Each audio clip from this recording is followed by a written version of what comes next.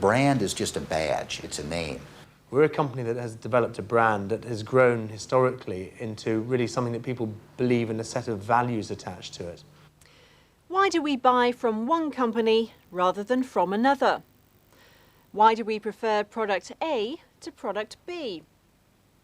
It has a lot to do with brands and what we think of when we hear a certain brand name. With a strong corporate brand name, a company can sell a wide range of very different products. But the really important thing is what is behind the name. The company's personality, its way of doing things, the set of values that affects all its activities. Dick Brown, former CEO of telecommunications company Cable and Wireless, explains why they have used a single brand name for many different businesses. Will Whitehorn, Corporate Affairs Director of the Virgin Group, shows how the strength of the Virgin brand enables the company to move into new markets. Gary Hamill of the London Business School looks at the relationship between brands and the core competence of companies. First, the Cable and Wireless brand name. What does the brand name mean? For Dick Brown, it is a way of creating a global identity. It's a badge. What's important is what the brand stands for. What's behind the badge? The brand gives people an understanding of what the company is and how it treats its staff and customers. It shows the company's personality.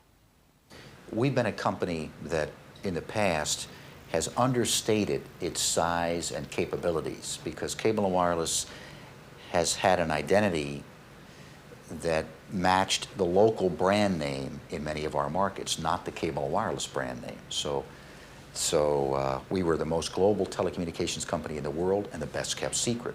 Now, 37 different names that comprise the family of companies of Cable and Wireless are all changing their names to Cable and Wireless. So we're popping up on the screen. The brand is just a badge, it's a name. How you behave, what is your character and personality, that's what's behind a brand.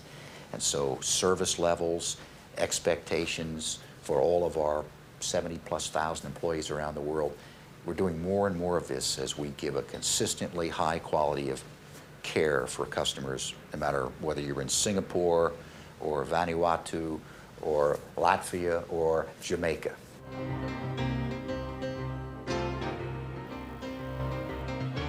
A brand that's already recognised globally is Virgin. What does the Virgin brand represent? Will Whitehorn believes Virgin represents quality and value for money and a different way of doing things. He describes how it used these strengths to move into a new market, financial services, where it sells savings and pensions direct to the customer rather than through agents who take a commission. Virgin doesn't think about the business as an individual business. It doesn't think about a product. If you're Mars, you have a Mars bar. Virgin is very different to that. We're a company that has developed a brand that has grown historically into really something that people believe in, a set of values attached to it. They think of quality and value for money. They think of innovation, fun, a challenge, competitiveness. They think about Virgin doing things differently, in other words. What I think we can often bring is a slightly more detached view of the business and a bit of common sense. In financial services, for example, which is a very good example of how the Virgin brand has very rapidly moved into a new area, we looked at a business from the outside, which although there were 700 companies selling retail financial services, they were all charging exactly the same commissions, and they were all making very big profits, and they weren't really growing the market very quickly. And they were all selling through people called IFAs, independent financial advisors, who were taking a commission off the top.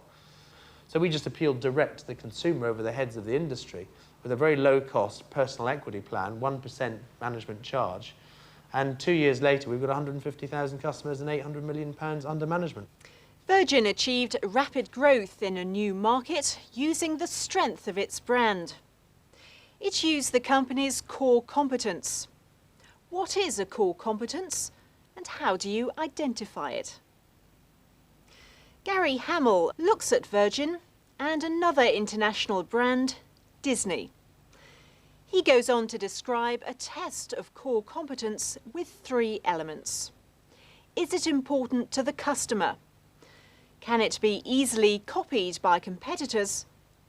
And does it lead to other opportunities? How has Virgin managed to go from record stores into the airline business, into colas, into insurance products? I would argue Virgin has been leveraging a competence really around their understanding of young people, next generation, how do you take stodgy businesses and make them unstodgy? That's a competence at Virgin. Identifying what your core competencies are is an essentially creative task. There are 3 fundamental tests of whether you're talking about a core competence or not.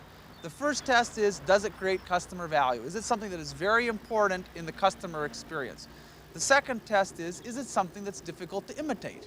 Is it something that competitors would have a hard time duplicating? The third test is it something that can provide a gateway to new opportunities? Can we imagine ways of exploiting this in other markets? If it meets those 3 tests, it's probably a core competence.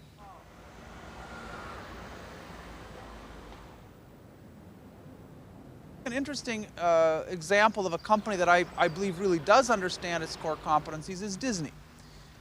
Disney has gone from theme parks to movies to retailing to ship cruise lines, now adult education, retailing. I said, Disney has a core competence in storytelling and character development.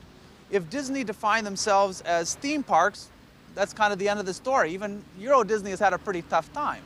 But when they define themselves as storytelling and as characters, and you say, where can I deploy that competence? Suddenly a range of new opportunities opens up to you. The power of the brand is considerable. Identifying core competencies behind the brand helps companies to grow their existing business and enter new markets.